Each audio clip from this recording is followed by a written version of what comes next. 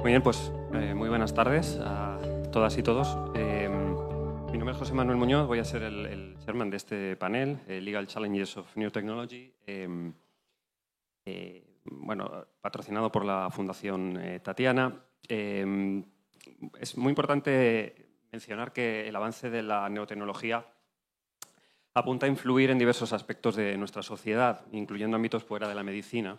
Esto es muy importante, como el mundo del trabajo, de la empresa, el sistema de justicia, la educación, el marketing, incluso la defensa nacional, el ámbito militar, la ciberseguridad o el entretenimiento, entre otros. Este hecho ha llevado a investigadores y responsables de políticas públicas a desarrollar no solo modelos teóricos y aplicados, sino también principios y guías de recomendaciones para un desarrollo ético y jurídico de esta tecnología, de la neurotecnología. El presente panel, tengo el honor de decir que incluye la visión de expertos internacionales que han efectuado aportaciones importantes a dicho debate. Si me permite, les voy a introducir brevemente el señor Álvaro Matut, que es el director de Relaciones Institucionales y Académico de la Fundación Tatiana y del Centro Internacional de Neurociencia y Ética, creado por esta fundación.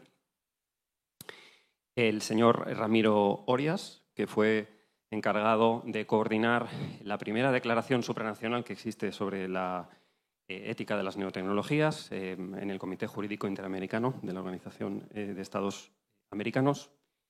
El señor Gabriel Lázaro Muñoz, de la Harvard Medical School, y la doctora Gabriela Ramos, que nos acompaña online, que es actualmente la candidata nominada por México a directora general de la UNESCO y que durante años ha ejercido la subdirección general del área de Ciencias Sociales y Humanidades. No sé si la doctora nos puede escuchar bien.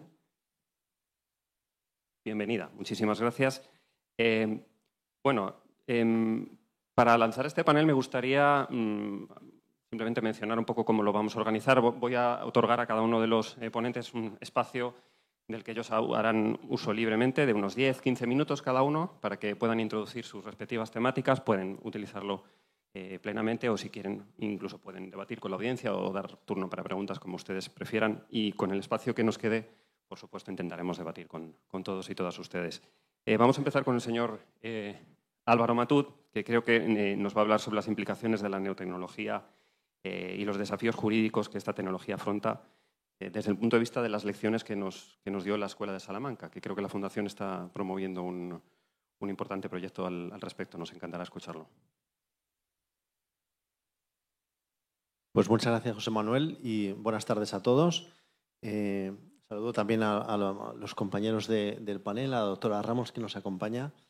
Y mi misión aquí, fundamentalmente, es presentarles un poco el contexto de por qué una fundación como la Fundación Tatiana se preocupa de la regulación de la neurotecnología y cómo estamos trabajando en este tema, que nos ha llevado también, pues, a organizar este panel con estas 3 personas expertas que luego vamos a poder escuchar para aprender.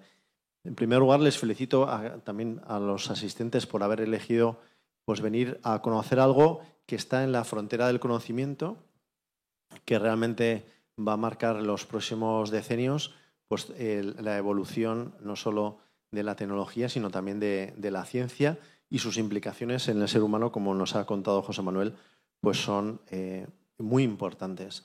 Por eso es muy interesante que podamos estar ahora nosotros escuchando, pues, a estos expertos que nos acompañan. Permítame solamente presentar mínimamente. La Fundación Tatiana es una fundación que tiene su nombre en la fundadora, que es Tatiana Pérez Duban el Bueno. Es una fundación patrimonial privada que nace en España y que tiene como fines el generar, pues, esos impactos trascendentes en la vida de las personas a través de la formación cívica de los jóvenes y de la investigación científica. Esa investigación venimos trabajando desde hace ya más de 10 años en el área concretamente de la neurociencia, y allí, pues, financiamos contratos predoctorales, ayudas a proyectos de investigación, conferencias internacionales, etc. Fruto de esta experiencia y de hablar con eminentes neurocientíficos de todo el mundo, de Estados Unidos, de Japón, de Alemania, etc., pues fuimos descubriendo una necesidad que había en la investigación neurocientífica de volver a hacerse las grandes preguntas de cómo funciona el cerebro para poder avanzar en la investigación. Devolver lo que nosotros llamamos el cerebro real, que es un cerebro vivo que forma parte de un organismo que configura una persona humana, más allá de lo que cada uno puede ver con diversas técnicas de observación. En ese sentido, me gusta decir que a veces en la neurociencia los árboles de las neuronas no nos dejan ver el bosque del cerebro. Precisamente estamos tan en los detalles que es inevitable, no puede ser de otra manera, pero la experiencia que hemos compartido con grandes neurocientíficos es sobre todo que al final de su carrera vuelven a descubrir la importancia de tener esta visión de conjunto, porque el cerebro es parte del sistema nervioso central, pero sabemos que es clave en los procesos mentales. Y por eso muchos, y en la opinión pública sucede con frecuencia, tendemos a lo que se llama la metonimia, ¿no? Que es tomar la parte por el todo y nos acostumbramos a un cierto cerebrocentrismo, de explicar las cuestiones del ser humano como actividad puramente cerebral. Y para comprender cómo funciona el cerebro necesitamos precisamente conocer esos procesos mentales, que no son todavía, y no sabemos si alguna de los serán, observables empíricamente, pero sí que las técnicas de neuroimagen nos permiten comprender cada vez mejor las correlaciones que hay entre el comportamiento humano y esa capacidad humana mental y la actividad cerebral. Sabemos que esos conocimientos diferentes de los puramente experimentales se llevan generando desde hace siglos, desde la filosofía, desde la literatura, desde el arte. Vamos conociendo cómo actúa el ser humano, cómo son esos procesos mentales y más recientemente de forma más moderna a través de la psicología. Por eso resulta imprescindible para que la neurociencia pueda avanzar todavía más y entender cómo funciona el cerebro, pues que tenga ese diálogo con otros métodos del conocimiento de la acción humana. Y para eso pusimos en marcha un centro internacional de neurociencia y ética que promueve ese diálogo interdisciplinar. Un diálogo que sobre todo nace de los propios neurocientíficos que quieren seguir dando ese crecimiento a su disciplina, pero que también nace de la necesidad de que la investigación neurocientífica tenga unos criterios éticos. Y como la neurociencia trata precisamente de algo tan relacionado con el comportamiento humano, resulta imposible hacer una ética de la neurociencia si la neurociencia no tiene una buena relación y un conocimiento de esos principios éticos. Por eso nos gusta también decir que en el CINET intentamos desarrollar una neurociencia de la ética, un conocimiento científico cada vez más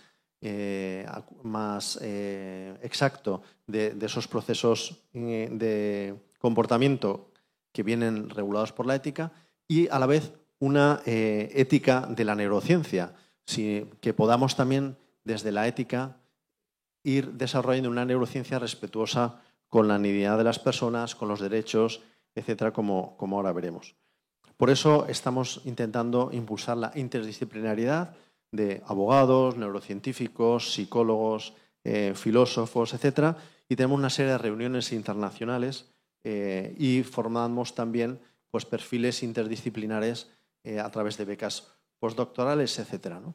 Y en este camino de la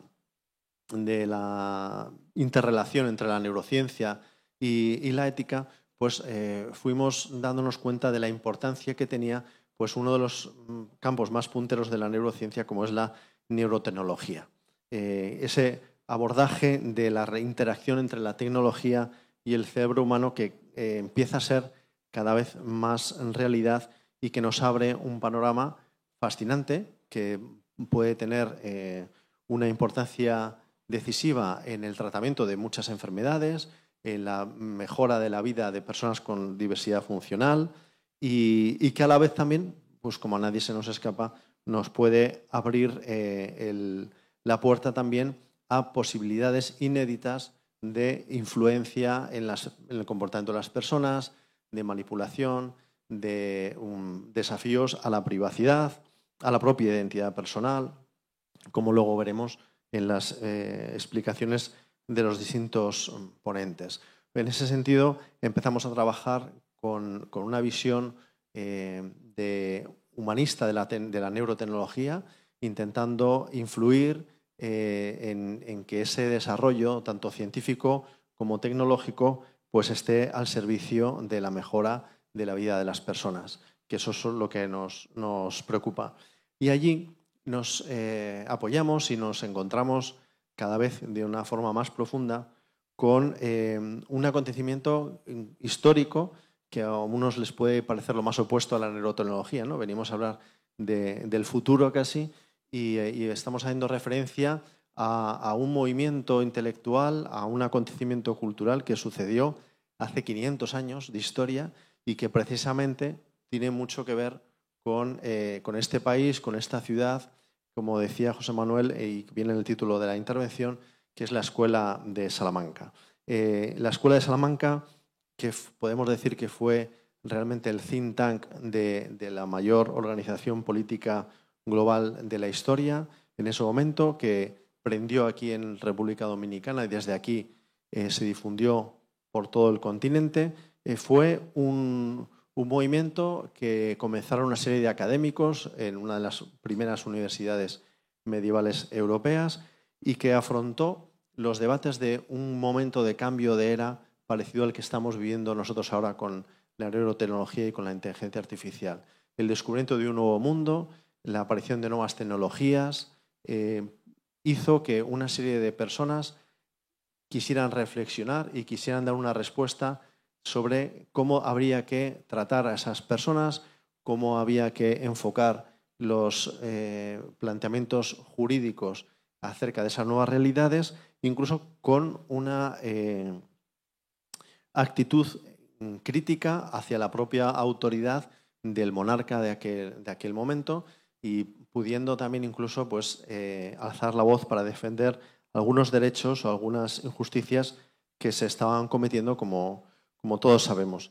Y realmente pues, de esa escuela de Salamanca, que es un conjunto de intelectuales, que ya digo, no solo fueron en Salamanca, fueron aquí también en República Dominicana, fueron en Perú, fueron en Filipinas, etcétera, pues fue surgiendo lo que son las bases modernas de los derechos humanos, del derecho internacional, incluso de la economía de mercado.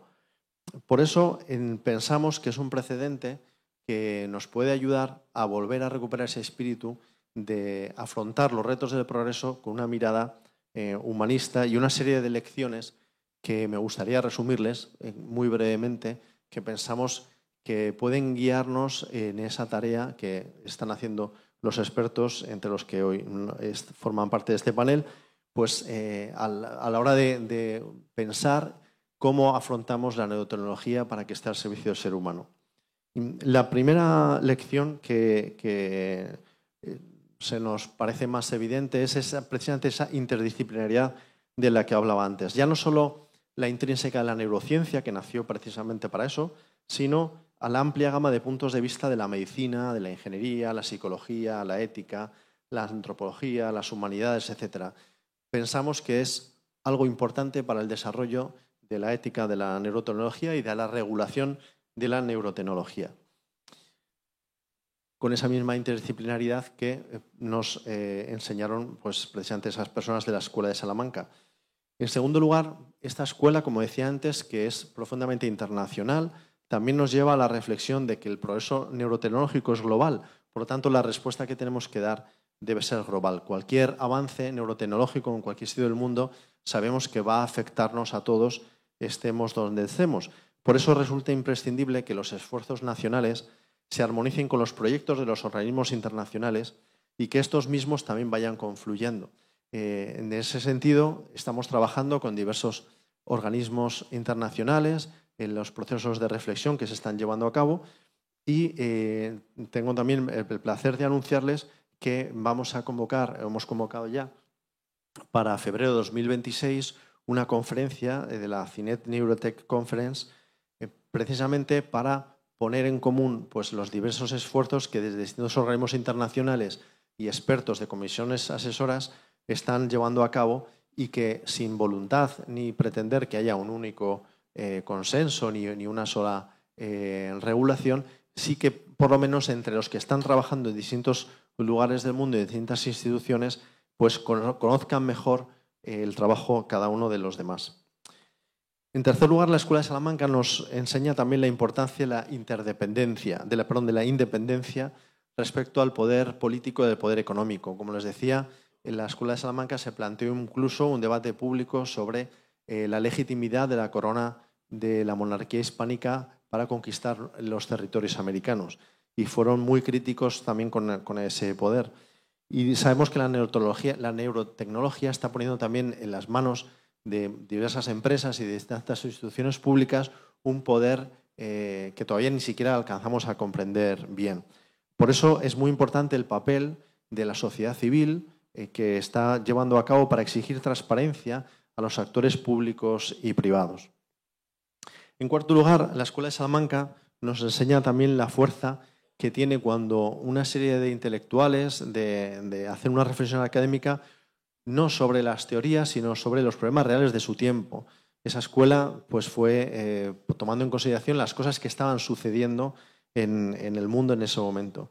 Por eso también pensamos que la neurotecnología tiene que tener una reflexión ética y regulatoria que parta de la realidad actual, de los avances científicos comprobados y de la tecnología que funciona, sabiendo distinguir las hipótesis del futuro de los problemas o de las oportunidades actuales. Sabemos que es muy atractivo en este campo empezar pues, a intentar regular cuestiones que ahora son solamente quimeras, y es verdad que hay que ser prospectivos y es verdad que hay que ser preventivos y es muy bueno adelantarse, pero también es cierto que es importante siempre tener una base realista de los avances que existen de verdad en la neurociencia y en la neurotecnología, para que también el debate sea sereno, sea un debate racional y no simplemente pues, una sucesión de titulares más o menos llamativos. Y por último, la última lección que me gustaría compartir con ustedes, y que realmente nos parece la más importante, es que la Escuela de Salamanca nos enseña que todo progreso tiene que poner en primer lugar la dignidad de la persona en el centro. Tiene que tener esa raíz humanista y eso requiere partir de una antropología realista, pero optimista con la capacidad del ser humano, para alcanzar el conocimiento y para trascender de su sentido solamente utilitario. En este caso, creo que es algo que a todos nos une, a todos los que estamos trabajando por la regulación de la neurotecnología y nos parece que es quizá la lección esencial. Por eso termino también recomendando pues, que esas lecciones del pasado nos sirvan para actualizarlo en el futuro con ese mismo espíritu humanista, interdisciplinar, crítico, independiente, abierto y realista, para que este gran progreso que se va a dar con las neurotecnologías, que puede ser y seguro será tan beneficioso para la humanidad, pues realmente intentemos prevenir las consecuencias que, como todo avance, puedan resultar también más negativas. Así que yo lo dejaría aquí un poco como contexto y muchísimas gracias.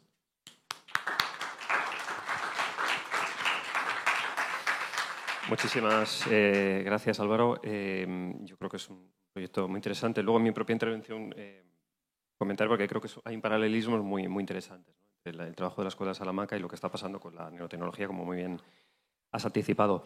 Pero precisamente hablando un poco del enfoque humanista y de poner la dignidad de la persona en el centro, hay una iniciativa muy importante que está teniendo lugar desde el año pasado en el seno de la UNESCO, dentro del área de ciencias sociales y humanas, y es el desarrollo de una recomendación sobre ética de las neurotecnologías que sigue la tradición de la UNESCO en otras recomendaciones. La última fue, si no me equivoco, la de la inteligencia artificial, aprobada creo que en 2021. Y esta recomendación, que se encuentra ahora en fase de draft, está en un proceso de consultas intergubernamentales y bueno, se prevé que se pueda aprobar hacia finales de año. Y precisamente tenemos con nosotros a la doctora Gabriela Ramos, actual candidata a directora general de la UNESCO, como decía antes, pero que en su momento bueno, ejerció de subdirectora general del área de Ciencias Sociales y Humanas, responsable precisamente de la coordinación de este documento de recomendaciones. Y entonces, yo, si a la doctora le parece bien, nos encantaría escuchar cuáles son sus impresiones sobre este tema y que nos pueda dar un poco cuál es la perspectiva propia y de la UNESCO sobre este asunto. Muchas gracias, doctora. Y obviamente muy interesante todo lo que se ha expuesto. Creo que el punto fundamental de esta discusión es que estamos en un momento de un desarrollo tecnológico que no solo es muy profundo y muy disruptivo, incluyendo en el tema de la inteligencia artificial, sino que además alcanza velocidades pues inusitadas, ¿no? Como bien señalan, la UNESCO ha tenido este mandato de mirar hacia la ciencia y la tecnología con un enfoque ético. Lo hicimos cuando se dieron los avances en el genoma humano. Si ustedes recuerdan que se podía ya clonar la célula y todo el mundo estaba muy entusiasmado por el tema de clonar las ovejas. Y la UNESCO sacó pues una declaración diciendo, claro que lo podemos hacer, pero debemos preguntarnos ante todo si debemos hacerlo y cuáles son las consecuencias que esto puede tener, porque los principios éticos, uno de los elementos más importantes es el principio de precaución, porque no es una discusión tecnológica. Evidentemente todos estamos fascinados por los avances tecnológicos. La recomendación de la ética de la inteligencia artificial pues ha sido un puntero en este sentido porque ha expuesto, ¿no? De qué manera las tecnologías pueden tener unos impactos en muchos rubros. Y el tema de la neurotecnología no se queda atrás, porque también ha habido una aceleración respecto de cómo leemos, registramos, seguimos los movimientos cerebrales. Las tecnologías han tenido un impulso muy dinámico. De hecho, el año pasado presentamos una publicación sobre las tendencias de estas tecnologías y vimos que ha habido un aumento pues muy impresionante porque del 2000 al 2021, cuando se cortó el monitoreo, hubo un crecimiento de 35 veces el número de publicaciones relacionadas con la neurociencia y con las neurotecnologías, 35 veces. Evidentemente, 40% de esas publicaciones se hacen en Estados Unidos, en el Reino Unido, en Australia, en el norte global, como le llamamos, muy pocas en el sur global. El 70% de los países del sur global no tienen ninguna publicación en neurotecnología. Entonces, de ahí empieza la discusión ética en términos de cómo estos avances científicos y tecnológicos pues realmente están muy concentrados y eso puede tener implicaciones de la forma como se aborda, de los problemas que se abordan, que evidentemente son muy distintos en los diferentes países. Cuando uno habla de la neurotecnología y de esta capacidad de entender el cerebro y de abordar los problemas relacionados con el cerebro en temas de depresión, en temas de Alzheimer, en temas médicos, estos desarrollos pues están muy bien enmarcados porque si uno va al hospital y hay una nueva técnica para abordar ciertos problemas en este rubro, siempre hay pues un marco legal muy bien desarrollado, pero cuando tenemos la convergencia de otras tecnologías, que es el tema fundamental al cual nos estuvimos abocando en la UNESCO, empiezan los problemas porque está menos desarrollado el marco legal y de aquí que este Congreso sea tan importante. No tenemos claridad, por ejemplo, de qué manera se están generando millones de datos neuronales cuando uno tiene interacción con las computadoras y con el mundo digital. No sabemos de qué manera se están utilizando esos datos neuronales. De hecho, cuando comenzamos a explorar la posibilidad de que la UNESCO desarrollara la recomendación sobre la ética de la neurotecnología, ese era un ámbito en donde no se tenía mucha claridad, porque evidentemente cuando uno ingresa a ¿no? Cuando se tiene esta interacción con las computadoras, siempre estamos consintiendo el uso de la información de cierta forma, pero luego es muy difícil estar dándole un seguimiento muy cercano. Tenemos el neural marketing, por ejemplo, en donde las empresas ya conocen exactamente cuáles son las preferencias, qué es lo que motiva a ciertas gentes, qué tipo de reacciones tienen, qué tipo de gustos, y pueden desarrollar perfiles muy concretos respecto del tipo de atracción que pueden tener sobre ciertos productos, y entonces uno se ve inundado y no es fortuito, ¿no? Que de repente si uno es mexicano, pues recibe más información sobre México porque ya está muy registrado en dónde están estos elementos. Pero entonces, si estos datos de percepción, de comportamiento, de emociones, de capacidad cognitiva, de memoria, es el corazón de nuestra identidad y puede simplemente ser utilizado en información que no es tan clara de cómo está siendo utilizado, pues sí se requieren marcos normativos mucho más sólidos para tratar de aprovechar los desarrollos tecnológicos, pero también proteger los impactos que puedan tener, sobre todo con la recaudación de una cantidad de información sensible de los usuarios de los instrumentos digitales. Entonces, en la UNESCO tenemos dos comités, un comité de ética de la ciencia y la tecnología y el Comité Internacional de Biotecnología. Ellos realizaron el primer reporte que empezaba a explorar qué implicaciones éticas en derechos humanos, en dignidad humana, en autonomía de las personas, en evitar que uno pueda ser manipulado, o las implicaciones de intervenciones específicas en nuestra salud y en nuestra propia identidad. Y ese reporte fue el que nos sirvió para llevarlo a nuestros países miembros y obtener un mandato para desarrollar esta recomendación. Estaba yo escuchando al primer ponente y es interesante porque al final del día este tipo de discusiones tiene que ser multidisciplinaria, tiene que ser plural, tiene que incorporar al mundo en general, porque nuevamente, como en el tema de la inteligencia artificial, pues solo algunos actores podrán desarrollar inteligencia artificial, modelos fundacionales o los grandes modelos que se están desarrollando, pero al final pues todo el mundo tenemos que tener la capacidad para entenderlo y para usarlo de una forma que beneficie y que mejore nuestra calidad de vida y nuestros derechos y nuestras libertades y nuestra autonomía.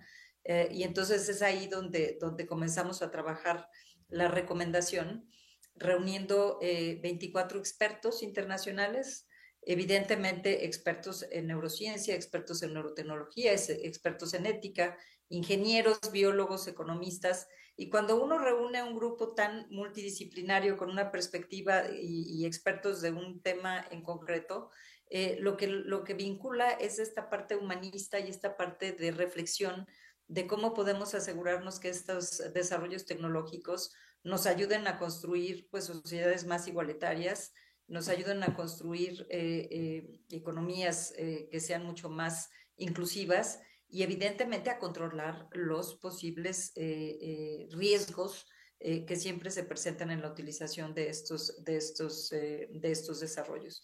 Ellos elaboraron un primer documento en donde antes que nada se define qué es lo que es la neurotecnología, cómo la estamos entendiendo, cuáles son los retos y cómo podemos alinearlo con nuestros marcos normativos para asegurarnos de que pues, el impacto que tengan sea positivo. Y no solo en términos, por ejemplo, de prevenir la manipulación, que es uno de los temas que nos concierne. Todo el mundo estamos preocupados con la desinformación, pero mucho de la desinformación que se inunda en muchos momentos de una manera negativa, pues tiene que ver también con el conocimiento de qué tipo de información va a movilizar cierta gente o no y qué tipo de manipulación se puede tener ahí. Entonces es una cuestión de riesgos, pero hay otra parte que también es importante en el espacio ético, que si somos capaces, por ejemplo, de desarrollar alguna cura contra la depresión, porque eso es lo que se está hablando también. Hay tecnologías o intervenciones tecnológicas para cambiar el comportamiento cuando uno tiene problemas de alimentación o de depresión, pues en qué medida estos tratamientos van a estar a la disponibilidad de todos o de qué forma simplemente van a ser accesibles para aquellos que tienen la posibilidad de utilizarlos. Entonces, esta cuestión de la desigualdad también, del disfrute de los beneficios de los desarrollos tecnológicos y científicos, es uno de los elementos importantes de la discusión ética que tenemos que tener presente porque parece nuevamente que las tecnologías van a un ritmo completamente disruptivo y mientras nuestras políticas públicas, desarrollos institucionales o legales pues siempre se toman mucho más tiempo para avanzar. Pero tenemos ya la recomendación en las definiciones, en los ámbitos de la salud, en los ámbitos de la computación, en los ámbitos del impacto en nuestra juventud, del impacto en las mujeres, en los niños. Hay una serie de capítulos que la recomendación abordó. Y luego lo que hicimos fue poner este texto en consulta pública en todos los países, en todas nuestras regiones y en línea. Recabamos una cantidad de contribuciones bien importantes y no solo de los grandes expertos, sino también de personas que están interesadas en compartir sus perspectivas, tratando de llegar justamente a aquellas comunidades que no necesariamente son las expertas, pero que todos tenemos algo que decir, porque estos desarrollos tecnológicos nos van a afectar a todos. Entonces, comunidades indígenas, comunidades que no están directamente relacionadas con estos temas, pero que también tienen una perspectiva importante para contribuir y integrar entonces una recomendación que fuera representativa de muchos de los grupos y de los países e incorporar sus preocupaciones. La buena noticia es que ya se tiene esa recomendación y va a ser negociada por los países miembros. Si esta recomendación sigue el mismo camino de lo que hicimos con la recomendación de la ética en la inteligencia artificial, pues esperamos que pueda tener un impacto muy concreto en los países, porque se acompaña por un diagnóstico por país, en donde se encuentran los países en términos de sus marcos legales, de su comprensión del tema, de la investigación que se está haciendo, qué instituciones están haciendo esta investigación, sobre qué tema y cómo están informando a la política pública. Y luego, cómo hacemos que se protejan pues algunos de los básicos, ¿no? El tema de los datos cerebrales que se recaban.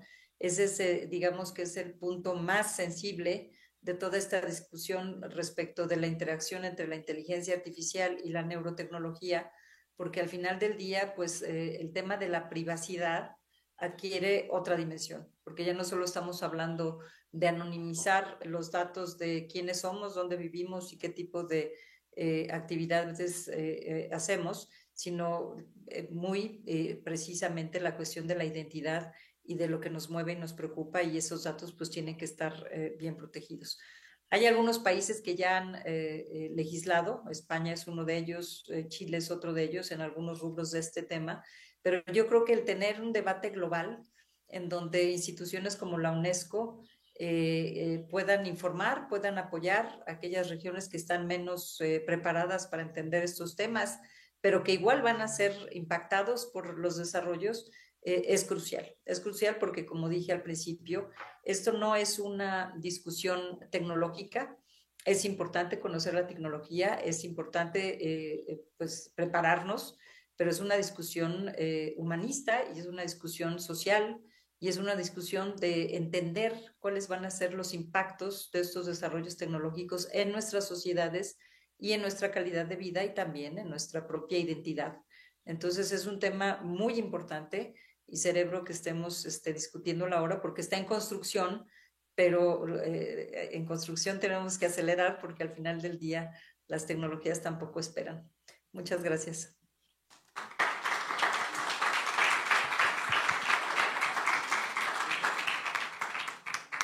Muchas gracias, doctora Ramos. Y bueno, pues la verdad es que nuestra felicitación por este trabajo en la UNESCO tan puntero a la hora de establecer los primeros estándares globales en ética de la neurotecnología, que es muy importante, y además por ese enfoque humanista, interdisciplinar, en definitiva, una iniciativa que sentará muchas bases, ¿no?, muy importantes para seguir desarrollando esta cuestión en los años venideros.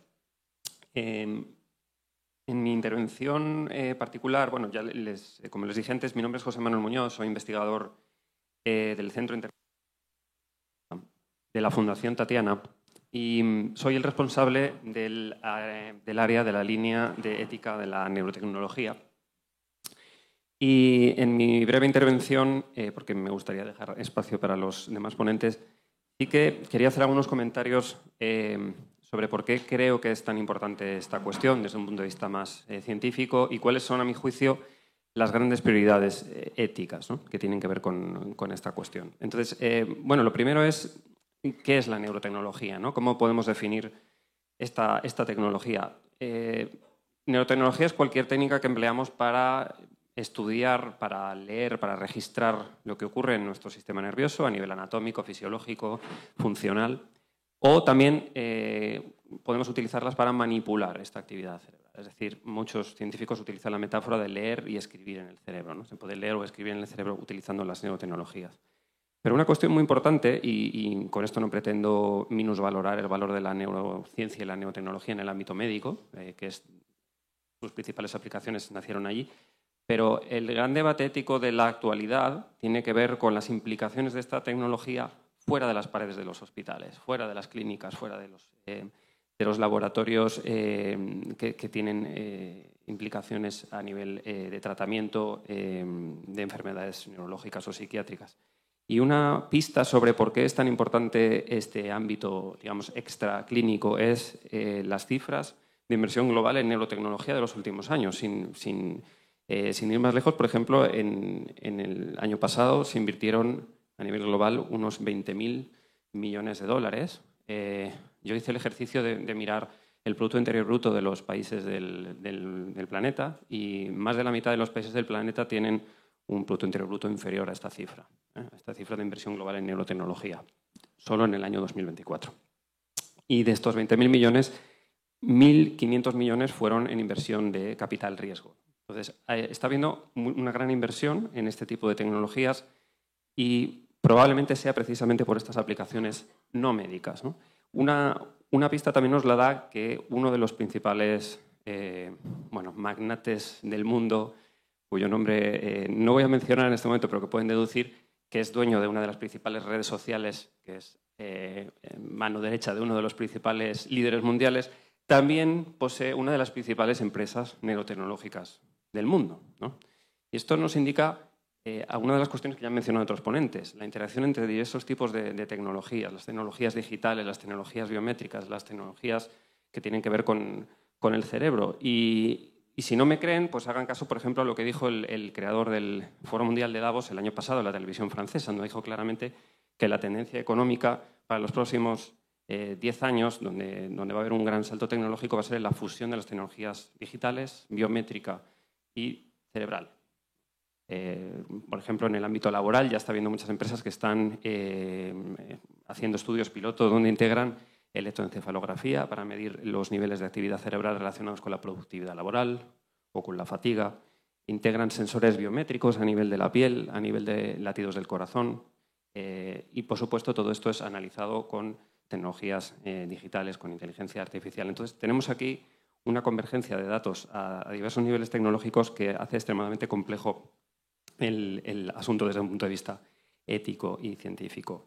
También hay aplicaciones de la neurotecnología en el ámbito de la seguridad vial. Por ejemplo, hay conductores de autobús en distintos países del mundo que están llevando diademas de electroencefalografía que detectan sus niveles de fatiga, de manera que cuando están muy cansados puedan parar y hacer un descanso. También se utiliza a veces en el ámbito educativo. En algunos países del mundo se han hecho experimentos de dudosa ética, a mi juicio, para medir los niveles de atención en clase de los alumnos de primaria. Estamos hablando de niveles de alumnos de primaria de menores de edad que están siendo monitoreados, ¿no? Entonces aquí estamos viendo que hay retos éticos muy importantes con la dignidad humana en juego y que al mismo tiempo hay aplicaciones extremadamente útiles, ¿no? ¿Quién no quiere más seguridad vial, ¿no? Pero ¿quién quiere que a sus hijos los vigilen toda la mañana en clase? ¿Quién quiere que sus hijos menores de edad sufran ansiedad cada vez que piensan que están siendo continuamente vigilados, ¿no? Entonces, hay muchísimas aplicaciones muy importantes que deben ser evaluadas, deben ser debatidas para extraer lo mejor de ellas y al mismo tiempo para disminuir los riesgos. Y uno de los principales debates al respecto es el que tiene que ver con el de los derechos humanos. Hay todo un debate global relacionado con los llamados neuroderechos, que son principios legales relacionados con el uso de las neurotecnologías para la decodificación de los datos cerebrales, para intervenir en el cerebro, para la estimulación cerebral. Y hay muchos científicos, humanistas, eticistas, incluso expertos en derecho, que abogan por un desarrollo de los derechos fundamentales y los derechos humanos para proteger precisamente el ámbito mental y cerebral. Hay todo un debate al respecto. Yo antes he intervenido en otro panel donde ha salido este tema, la cuestión de la inflación de derechos, ¿no? Si es necesario crear nuevos derechos para los nuevos retos tecnológicos. Y es curioso porque todos los panelistas estamos de acuerdo en que en derecho está casi todo inventado, ¿no? En realidad se trata de adaptar el marco legal que tenemos, los derechos que tenemos desde siempre y que están relacionados íntimamente con la dignidad humana e intrínseca a que somos personas y adaptarlos a las nuevas realidades tecnológicas, ¿no? Y quiero finalizar hablando y enlazando un poco con el proyecto de la Escuela de Salamanca. Es muy importante mencionar, y aquí creo que podemos aprovechar este marco privilegiado aquí en la República Dominicana, que el debate sobre los nuevos derechos o neuroderechos relacionados con las neotecnologías empieza precisamente en Latinoamérica. Las primeras legislaciones, los primeros debates que tienen que ver con estas cuestiones empezaron en Chile, luego se fueron extendiendo a otros lugares del continente, han llegado a México, han llegado a Brasil, han llegado a Uruguay, Argentina, a Colombia. Entonces es muy llamativo ver cómo esta región del globo, ¿no?, que fue la cuna de muchos debates relacionados con la dignidad humana ante la llegada de nuevos desafíos tecnológicos y nuevas formas de poder, de nuevo vuelve a ser puntera en algo tan innovador, en algo tan novedoso como son estas nuevas neurotecnologías y donde se están produciendo precisamente debates, como ya ocurrió con la Escuela de Salamanca, debates interdisciplinares. Lo hemos visto en el caso de la recomendación de la UNESCO con ese grupo interdisciplinar de expertos internacionales. Y es muy importante en este sentido, como ha dicho antes Álvaro Matut, poner a la persona en el centro, ¿no? La perspectiva humanista, que es tremendamente importante, porque el mercado de datos cerebrales, y ya lo decía la doctora Gabriela Ramos, es un mercado pujante, es un mercado en auge y está totalmente desregulado. Ahora mismo los datos cerebrales de un ciudadano de la República Dominicana que puedan ser recogidos sin regulación pueden acabar siendo vendidos, transferidos a una empresa de Silicon Valley, perfectamente. Y hay casos ya. En Chile, por ejemplo, y es un caso judicial en el que yo intervine, asesorando a la Corte, se dio el primer caso de jurisprudencia en la que la Corte dio la razón a un ciudadano cuyos datos cerebrales no eran recuperables para ese mismo usuario. Llevó el caso a la Corte Suprema de Chile y le dieron la razón. Y la empresa que tenía sus datos cerebrales y no se los quería devolver ni los quería borrar era una empresa de Silicon Valley, del área de la Bahía de San Francisco. Entonces aquí entran cuestiones que tienen que ver con la globalización de los datos cerebrales, con la soberanía tecnológica de los estados, cómo los estados son soberanos para tener el uso de los datos de sus ciudadanos y, por supuesto, la soberanía individual de un individuo para saber si quiere utilizar esos datos cerebrales, si quiere borrarlos. Sí. Todos tenemos derecho al olvido, ¿no? Se habla mucho del derecho al olvido en el ámbito digital. Bueno, en el ámbito cerebral también tenemos que empezar a hablar de estas cuestiones. Y muchas gracias.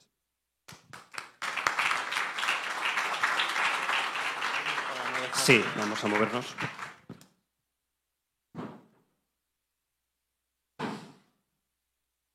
Muy bien, pues a continuación me gustaría introducirles al doctor Gabriel Lázaro Muñoz, que es profesor de la Facultad de Medicina de Harvard, que me corrija, pero creo que es psiquiatra, ¿verdad? Psiquiatra Ajá.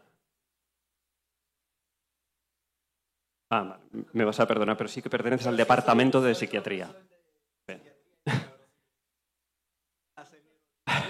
Y no me pidas que te trate De acuerdo, pues perdón por la confusión. Sí que también estás en el Centro de Bioética de Harvard y, si no recuerdo mal, además, recientemente, junto con otros destacados especialistas como Francis Shen, habéis montado un Neurojustice Accelerator financiado por la Fundación Dana. Es un proyecto muy grande, luego si quieres también nos puedes contar algo al respecto. Pero bueno, quiero darte uso de la palabra para que puedas darnos un poco tu perspectiva sobre el sistema de justicia relacionado con la neurotecnología. Gracias. Muchas gracias.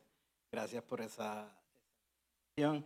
Y muchas gracias a la Fundación Tatiana y al World Law Congress por la organización de este panel.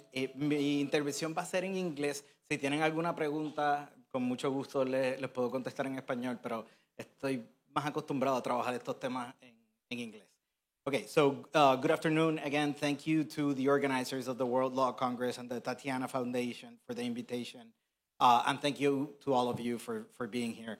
Today, I want to talk about justice in the context of neurotechnology development. So we're going to focus more on issues that come up with the development and the research of these neurotechnologies. And I want to focus on distributive justice and reciprocity, and particularly issues related to clinical trials. So I will start by providing an overview of emerging implantable neurotechnologies such as brain-computer interfaces and deep brain stimulation, or two neurotechnologies that are being developed in different ways and for different uses. So I will define what my colleagues and I refer to as neurotech justice, and then I will address what I think is one of the most pressing ethical and legal issues in neurotechnology development, specifically post-trial access to beneficial experimental neurotechnology. So in other words, what happens to patients after they participate in a clinical trial for an implantable neurotechnology and they actually benefit from these devices during the trial? Do they get to continue benefiting from these devices? And the answer is generally no, which is the issue that I wanna push back against, and that a lot of our research has been focused on.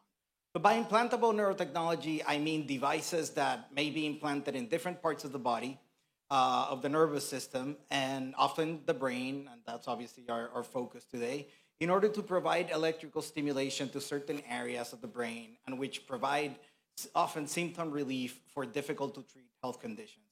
So as many of you are aware, there is a great amount of public and private investment in the development of neurotechnologies such as BCIs, brain-computer interfaces, and DBS devices, or deep brain stimulation. And these devices generally work by having electrode leads placed in brain regions known to process and modulate certain behavioral, cognitive, and motor outputs.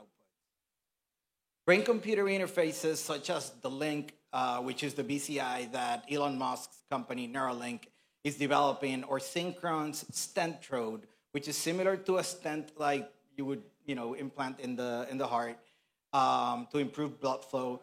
But this stent is actually has electrodes and is located. It's implanted through the jugular vein and then located in a blood vessel near the motor cortex, kind of near this area. And generally, you just with one side of the brain, you're able to collect the kind of information that you need to do a lot of the things that I'm about to talk about. So, recording from the motor cortex allows these systems to detect and decode neural activity related to intended movements and translate the neural activity of these intended movements into actions.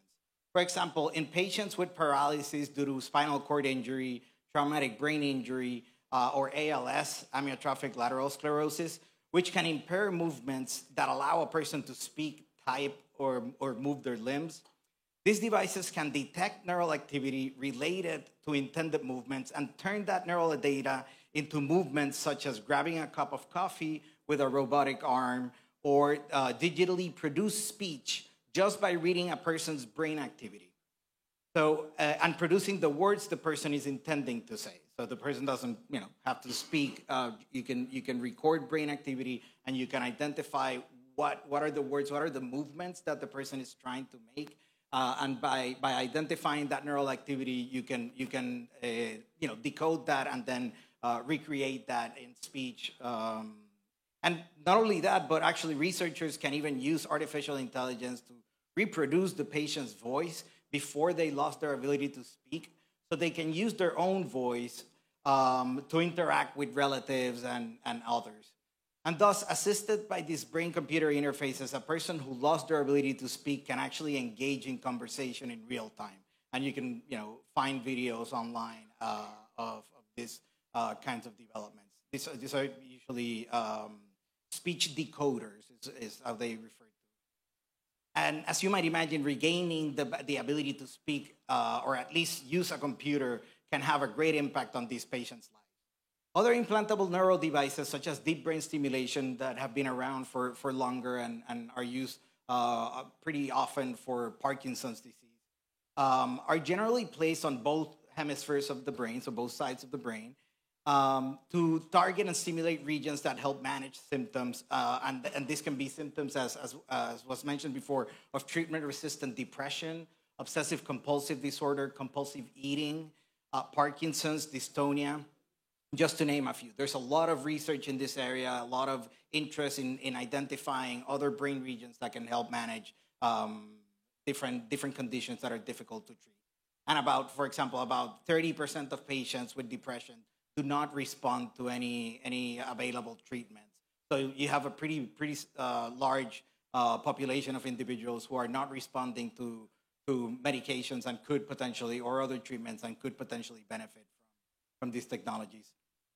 So these technologies provide hope for millions of patients suffering from nervous system and brain-based treatment-resistant conditions. However, one of the big neurotech justice challenges that we face as a global community is how do we help ensure that people benefit from these technologies mainly based on their health needs and not their wealth or other non-health related factors.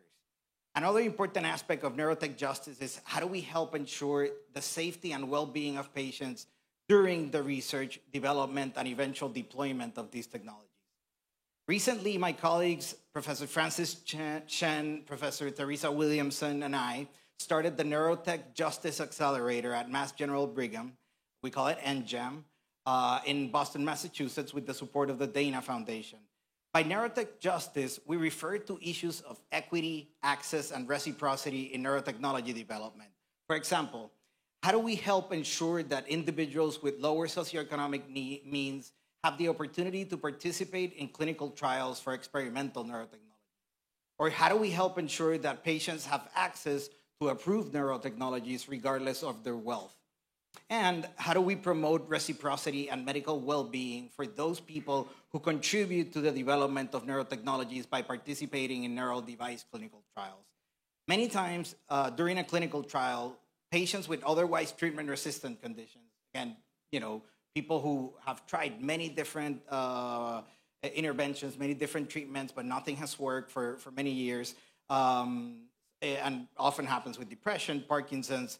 They often, some of them will benefit from an experimental device during the clinical trial. However, the device is not yet approved in the U.S. by the Food and Drug Administration, for example. And participants often do not have the means to pay for the maintenance of the implanted neural device. You have someone who suffered from depression for many years. They actually get better with one of these devices during a clinical trial that may last a year, maybe 2 years.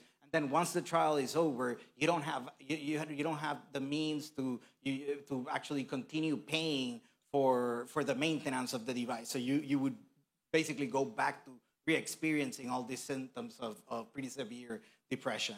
And in the U.S. and other countries, if the patient has health insurance, their insurance provider will often deny coverage of the maintenance of the device by considering it not medically necessary because it's still investigational. So this is something that happens to many of the patients that we interview, that we work with, who participate in these trials. Even in countries with universal healthcare coverage, patients may lose access to these devices because the device manufacturers may decide to change the design of the device to designs that are not compatible with what has been implanted in participants already. Or device manufacturers may go out of business and either abandon the development of the device or sell their intellectual property. These are all legal questions or have some intersection with the law. They might sell their intellectual property to a buyer that may or may not have any legal responsibility or interest in providing maintenance for the devices that these individuals have implanted. When one of these devices stops working, for example, if the battery depletes, which is something that basically all of these patients at some point will have to get the battery replaced at some point. Patients will generally go back to experiencing these symptoms of depression or Parkinson's that they suffered for many years. However, there is currently no law or legal recourse for these individuals to help ensure that device manufacturers, hospitals conducting this research funders, ethics review boards, health insurance providers, or others that may have a legal obligation to help facilitate continued access to the maintenance of these devices. The lack of a legal or regulatory safety net to help ensure that patients who benefit will continue to have access to maintenance of these devices means that many of them will experience what we refer to as deprivation harms. Being deprived from that device, will produce these harms of, re-experiencing all of these symptoms. That is, as a result of being deprived from access to the functioning device, they may re-experience.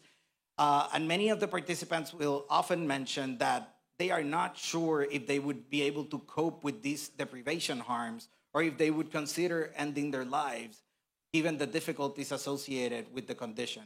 And this is based on conversations with many of these participants. Even just knowing that they may not have the means to maintain the device and that the device may stop working in the future is a highly distressing situation for these patients.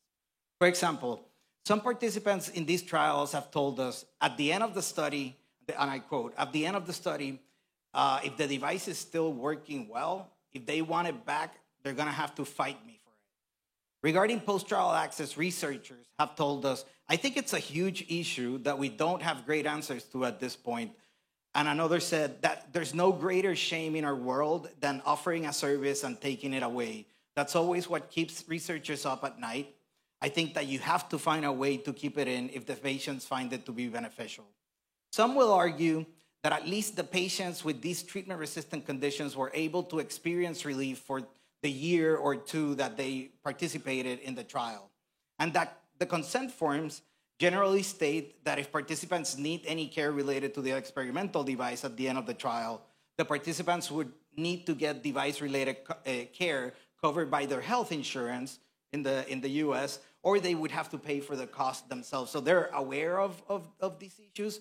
But one of the things that we've identified is that many participants tell us that they don't remember having conversations about what will happen with the device after the trial is over. So, for example, one participant told us, I don't remember that part. I don't remember having that discussion. Others remember discussing the issue but have stated, my only concern is that I'm not going to be able to afford the new device with a new battery or the rechargeable battery. We believe this is likely because participants are very focused on the risks and stress associated with undergoing neurosurgery and may have difficulty thinking about the implications of not having access to maintenance of the device in a year or two if the device actually works. Most of these people have, again, tried so many things and they don't really expect the device to work. A lot of them tell us that they're doing it for altruistic reasons, that they think at least this is going to help other people. And so it's an issue that can be very difficult for participants to even be aware that they will have to confront this. So just to show that, and finally, just to show that this is an issue that applies widely to implantable neurotechnologies and not just deep brain stimulation, I would like to talk about Nolan Arba, the first participant in Neuralink's trial. Arba had a spinal cord injury that left him without the ability to move his arms and legs. And during his participation in Neuralink's BCI trial, there was an issue where some of the electrodes were retracting, some of the electrodes that had been placed in the motor cortex were moving. And in describing the process, when he realized there was something wrong with his brain-computer interface, he said something that I think helps illustrate the impact of these devices and the importance of maintaining them if they are providing benefit. Arba had lost control of the computer cursor that allowed him to use a computer, type, and play video games he used to play before the injury, which took place 8 years before he joined the trial. In an interview, Arba said, I was obviously pretty broken up about it. It was really hard for me to get the cursor to go where I wanted it to go. I thought my time in the trial was coming to an end, and that's really hard. It's something hard to come to terms with because they had just shown me this whole new world, like all these new capabilities that I had, and they had introduced so many things. Luckily, the researchers in that trial were able to fix the issue and allow Arba to continue using the device. However, there are no laws in the United States where many of these trials take place or most other countries to help ensure that patients with treatment-resistant brain or nervous system conditions who benefit from these devices will have access to them after trials are over. This means that many of the participants in implantable neural devices who are suffering from treatment-resistant brain-based conditions are at risk of losing access to their devices.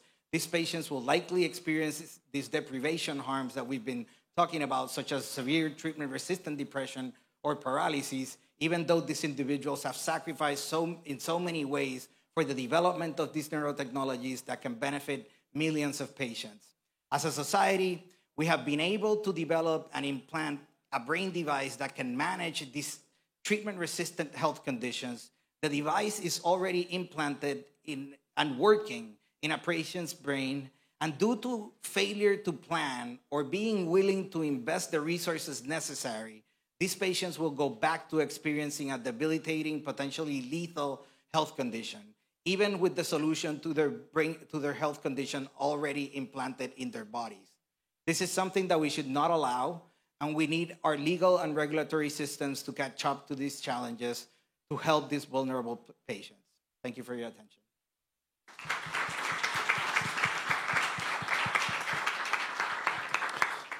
Muchísimas gracias, doctor, por esta fascinante charla con todas estas implicaciones infinitas, ¿no? A nivel ético y legal de las intervenciones que has estado mencionando.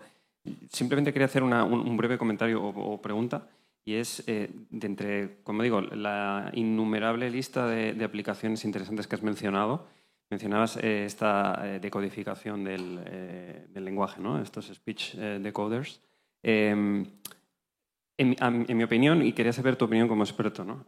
Creo que hay muchísimo hype, por lo menos a nivel mediático, sobre las implicaciones de este tipo de dispositivos para la privacidad. Que no se me malentienda, quiero decir, son datos sensibles, pero muchas veces leemos titulares como que estos dispositivos leen nuestro pensamiento, etc. ¿No? Tú mismo has mencionado que lo que realmente hacen es leer la actividad premotora, ¿no? Relacionada. Entonces, quería saber cuál es tu opinión sobre las verdaderas implicaciones de este tipo de dispositivos.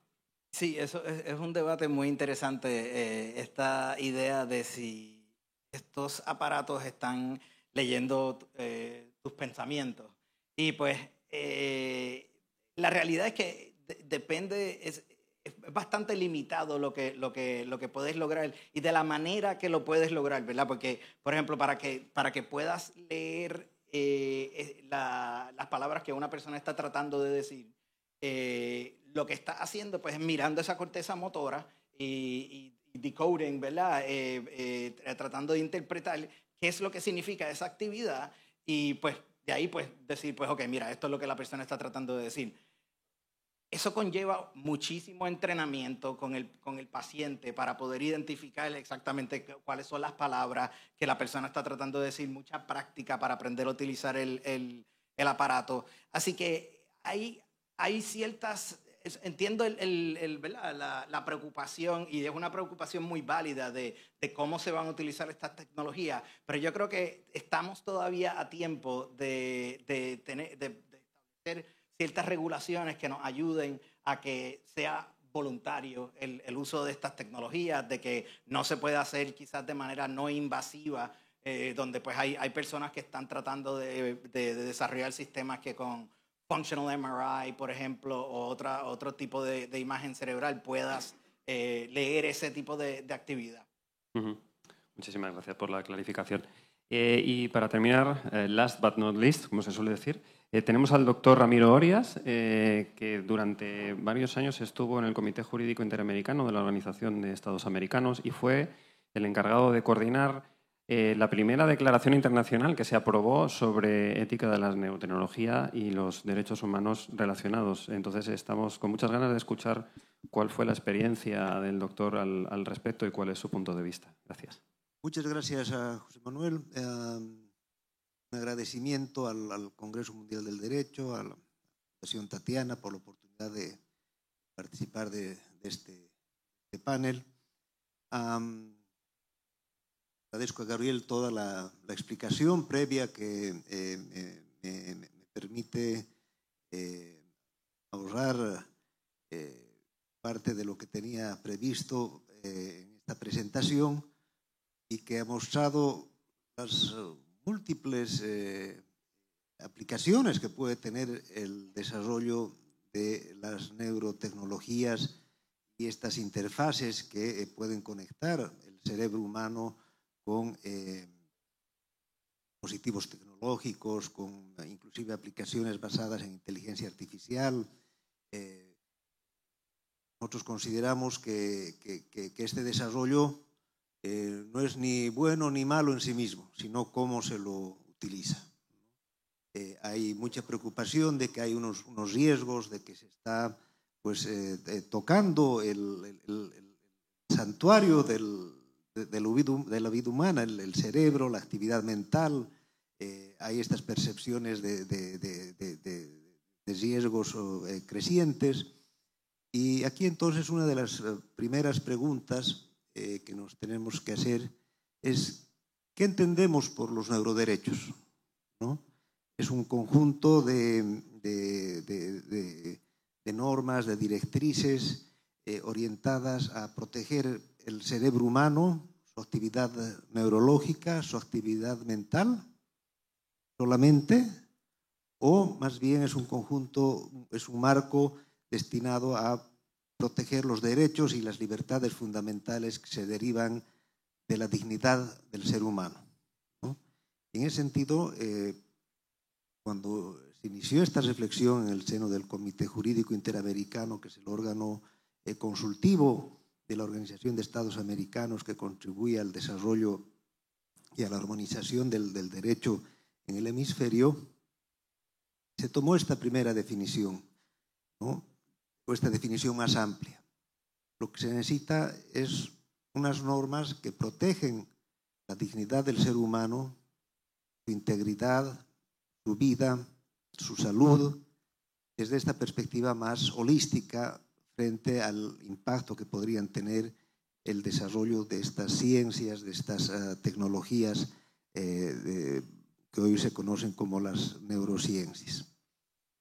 Una segunda pregunta que nos hicimos fue entonces, para lograr este objetivo de proteger a la persona frente a los riesgos, a las amenazas que podrían significar el desarrollo de las neurociencias, ¿cuál es el marco de referencia normativo que vamos a aplicar? Y aquí en el debate actual hay dos tendencias. Unos que dicen que estos dispositivos de neurotecnología son tan sofisticados, son tan complejos, que están planteando la necesidad de avanzar en un nuevo instrumento internacional de protección de derechos humanos que se refieran a los neuroderechos. Cómo proteger el pensamiento, las ideas, los datos, la salud de las personas. Pero como Comité Jurídico Interamericano nosotros veíamos que en este momento pretender reformar, porque nuestro marco no es Naciones Unidas, no es el sistema universal, es el sistema interamericano de derechos humanos. En este momento promover, por ejemplo, una reforma de la Convención Americana de Derechos Humanos para incluir un capítulo sobre neuroderechos, lo veíamos muy complejo, muy riesgoso. Pueden haber inclusive al final del proceso más retrocesos que avances. Y el Comité Jurídico ahí adoptó la visión de que no existe un vacío legal, no existe una laguna jurídica.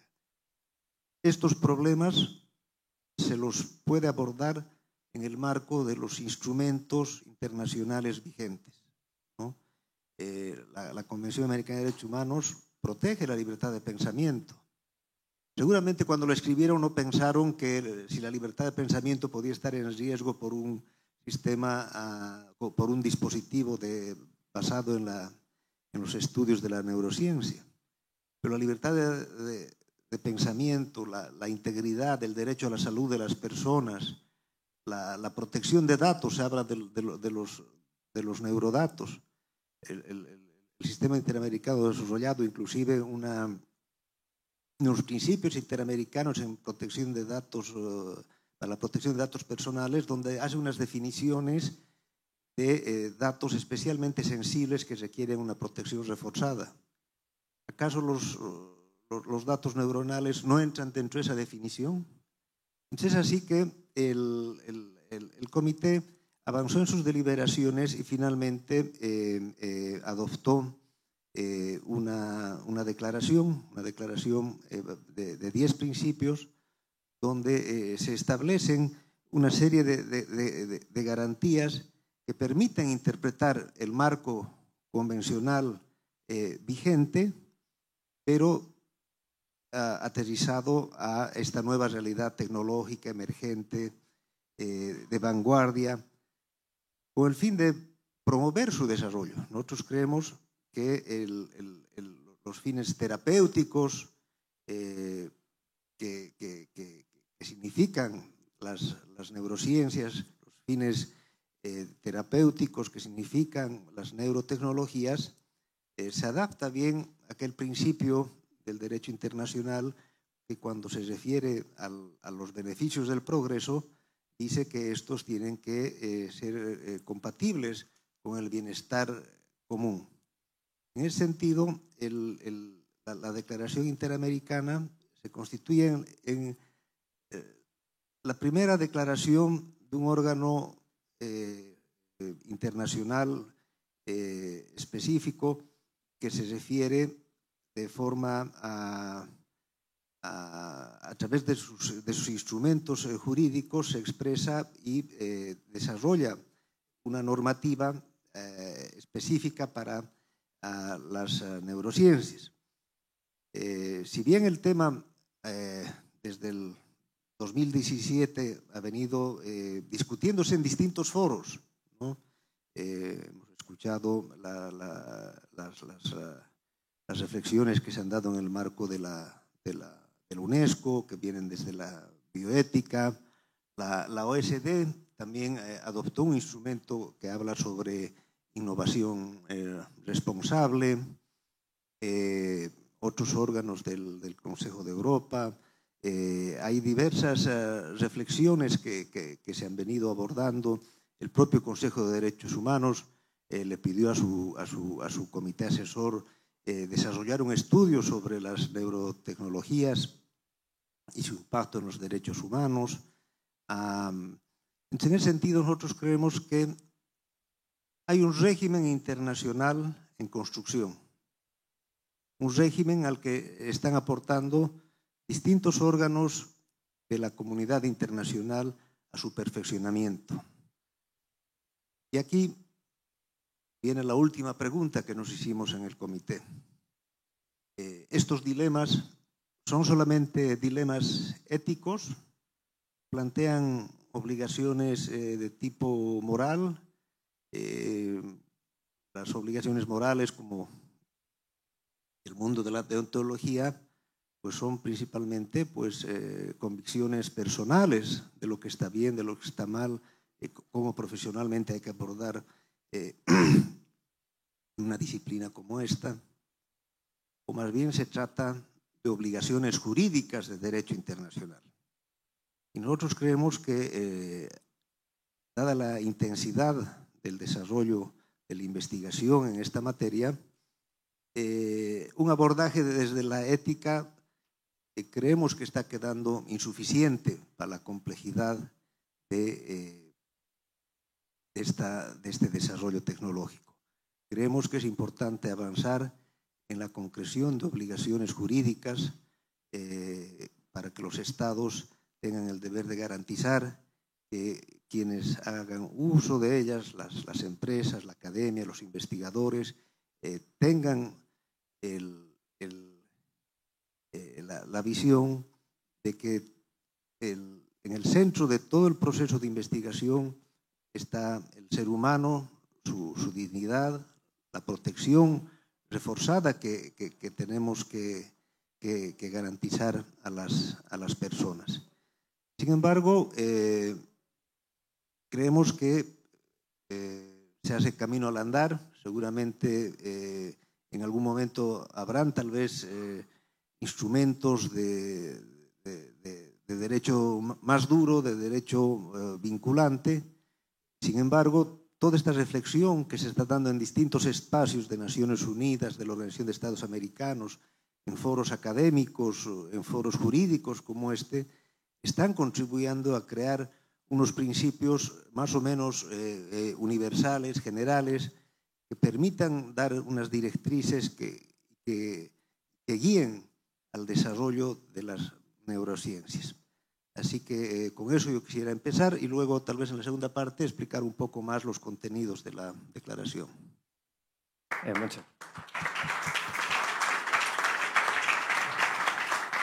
Muchas gracias, doctor, por su intervención. Quizás en otra ocasión podemos hablar sobre esos principios, los 10 principios de la declaración. Creo que son muy interesantes porque son muy concretos, hablan de privacidad, autonomía, hablan de igualdad de oportunidades y de acceso a las tecnologías, hablan incluso de mecanismos de tutela, lo cual es muy novedoso en esta declaración, es la única en donde yo lo he visto, mecanismos de tutela y de protección efectiva de los derechos relacionados con la neurotecnología.